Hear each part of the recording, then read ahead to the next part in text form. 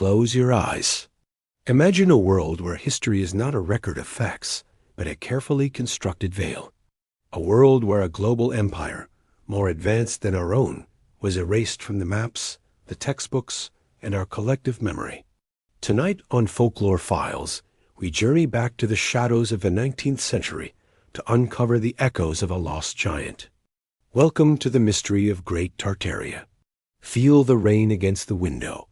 Let the world outside fade away, and listen closely to the story they tried to bury.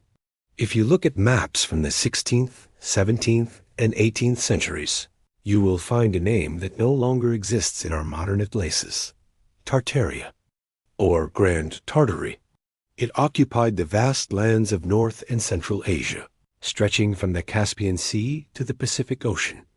It had its own flag, its own emperors, and its own unique culture. But as the 20th century dawned, this massive landmass, once the largest empire in the world, simply vanished. History books tell us it was merely a geographic term for various nomadic tribes.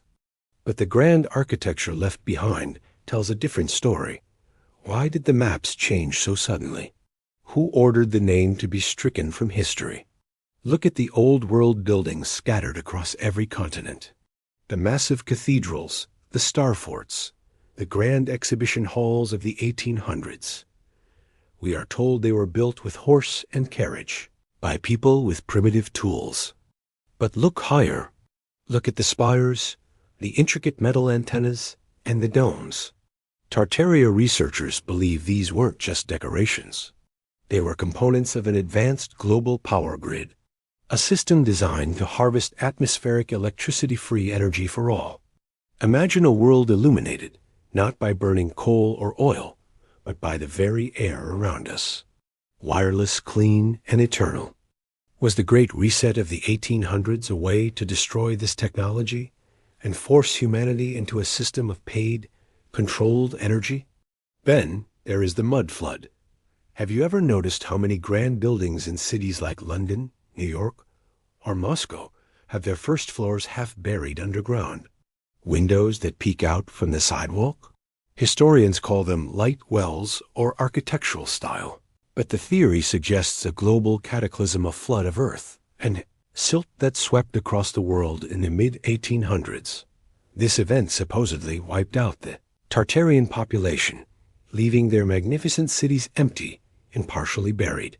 The survivors, the inheritors of our current era, simply dug out the tops of these buildings and claimed them as their own, rewriting history to hide the truth of who actually built them. As the rain continues to fall, ask yourself, how much of what we believe is true?